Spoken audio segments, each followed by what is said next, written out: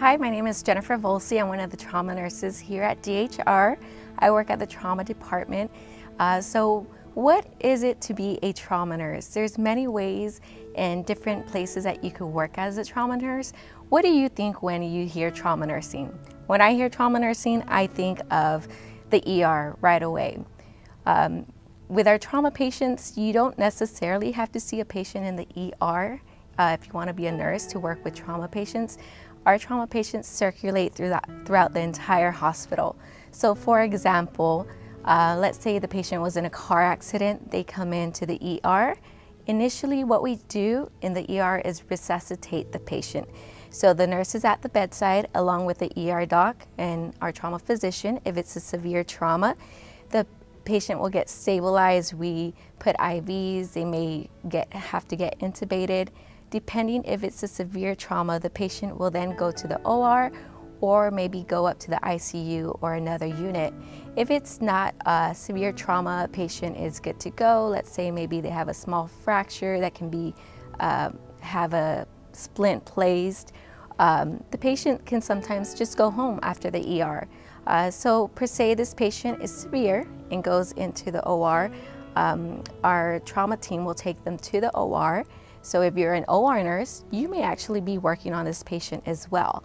Once the patient recovers, they'll go up to the ICU or another unit, such as medical, surgical, or a telemetry floor. Once they recover from their injuries, then they may need some rehab and have to go and get admitted to a rehab center. So there's different areas that you can treat a trauma patient. It doesn't have to be necessarily the emergency room. I know a lot of times we think right away emergency room. So the beauty about being a nurse is you can practice nursing and you have many specialties you can practice nursing. So the beauty about my job is that I not only get to assist with bedside patient care when the person comes into the emergency room, but we also look at what treatment we gave those patients and what we did good, what we did bad, how we can improve. We meet with our trauma surgeons monthly, and we have these meetings monthly. They're called peer M&M meetings, and we discuss trauma cases, and again we look at what we did good and bad and how to improve the care of these patients. So there's always learning going on. As you know, in science things always change. In the medical field things always change, so you're always having to learn. So as for trauma nursing, how I got into trauma nursing was my experience came a little differently. Straight out of high school, I went to the Air Force and I started working as a medical technician and treating these patients on a medical surgical floor. So I saw a lot of car accidents. I saw soldiers come in from their battle injuries, and we did treat a lot of those wounds.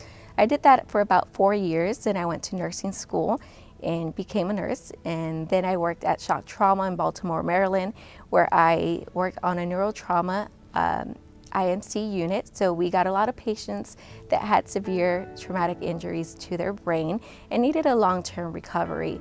So that gave me a lot of great experience to what I do now in the trauma department. Like I said, we look at all the patients that come into the hospital. Along with seeing those patients, we also do prevention and teaching. We not only provide teaching for our medical staff, our nursing staff, but as well to the community. We go out into the community and do injury prevention for example, car safety, no texting and driving.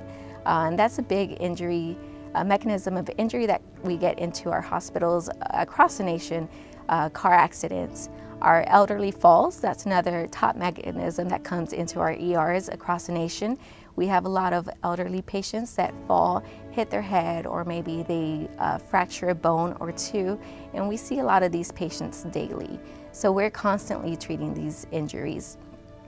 Once we, along with injury prevention, we also have what we call a Stop the Bleed course. I have some equipment here on the table. Some of you guys have maybe already heard about this or have taken this course, but I'm going to show you some of the equipment right now that I have on the table. So here we have a tourniquet. This course is offered once a month here at the hospital. It's provided by the American College of Surgeons. They created the curriculum for Stop the Bleed. Anyone is welcome to attend this course. Like I said, we offer it here at the hospital, but now there's a new House bill 496 here in the state of Texas that has stated that all public schools, charter schools in the state of Texas receive this training, along with having this equipment at the schools in order to treat some of these injuries. Sometimes maybe there may be an athletic injury, or maybe somebody was running in the hallway and accidentally cut themselves, and they may have severe bleeding. So that way these kits can be readily available to treat these injuries. I'm going to show you some of the equipment that we have here on the table. We have acrylic gauze. What this is used for is it's used for packing. So if the wound is deep into the body, we teach in this course to pack the wound. Okay. We have combat gauze. This has a mineral called kaolin in the gauze. So what it does, it's kind of like this gauze here, but what that chemical does, once it makes contact with the blood, it helps it clot faster. Okay. You can use either or.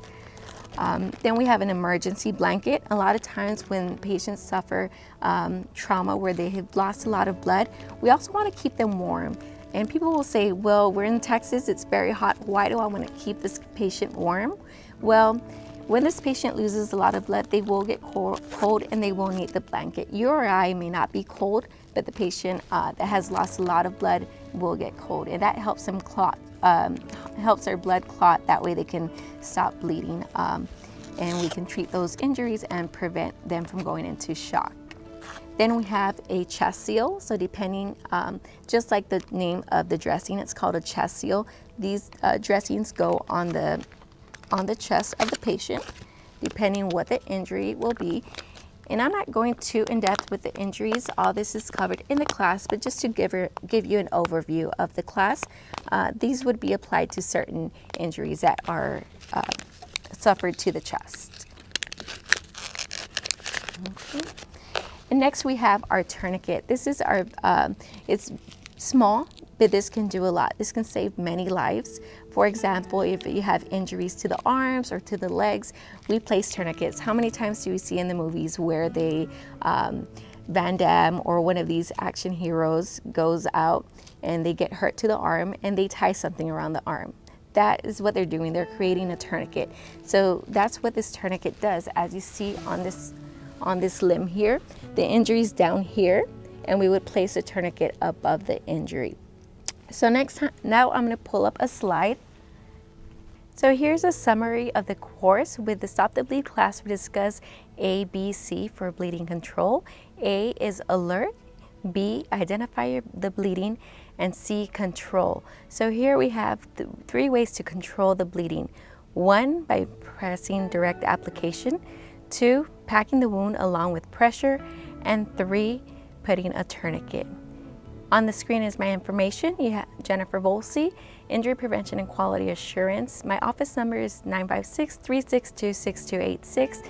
Email j.volcy@dhr-rgv.com. Our trauma program manager is Don Woods. If you would like to schedule a course, we do go out to the schools, or if you'd like to schedule yourself for a course that we provide here at the medical center, you can dial one of these numbers to register for the class. Thank you.